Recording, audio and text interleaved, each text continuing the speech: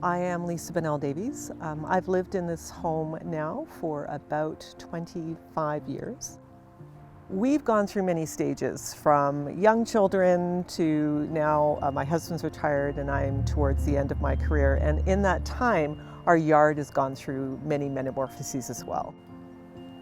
One of the things that we have been doing over the last few years is looking at ways to, instead of fighting nature, instead of saying, oh, I don't want this here, I want this there, is inviting nature into our yard in a way that is sustainable, both for what we want it to look like and for us to have a beautiful yard, but also to ensure that we have habitat, that we are working with nature rather than against nature.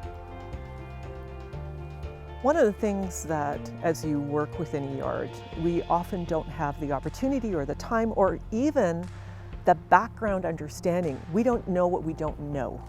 So fortunately, my daughter had heard through EPL that Nature Alberta was running a webinar and learned lots from Kelsey through the webinar. It was fascinating to us. And at the very end, she mentioned that there would be some people, if you wouldn't wish to apply, who would be accepted as demonstration sites about how to live in a biodiverse way. So we applied and we were so blessed to be accepted into the program.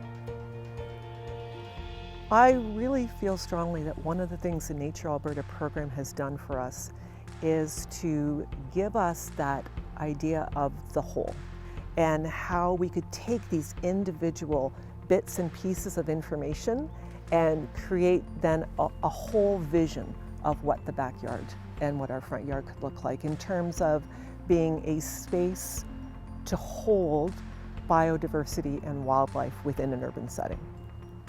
One of the things we wanted to do was really have a pollinator garden, but have native plants that were supposed to be here. So Nature Alberta has been excellent with doing that.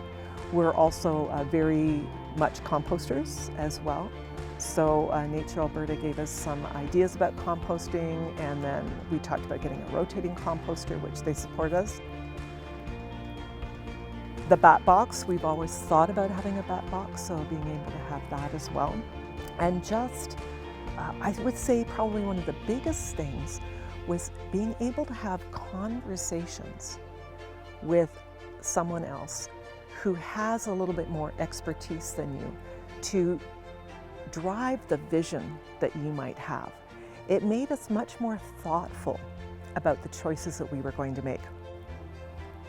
I think that so often in our lives we feel that one person alone can't make a difference. I obviously do not believe that because I'm a teacher. And I know that I can affect 30 lives every year.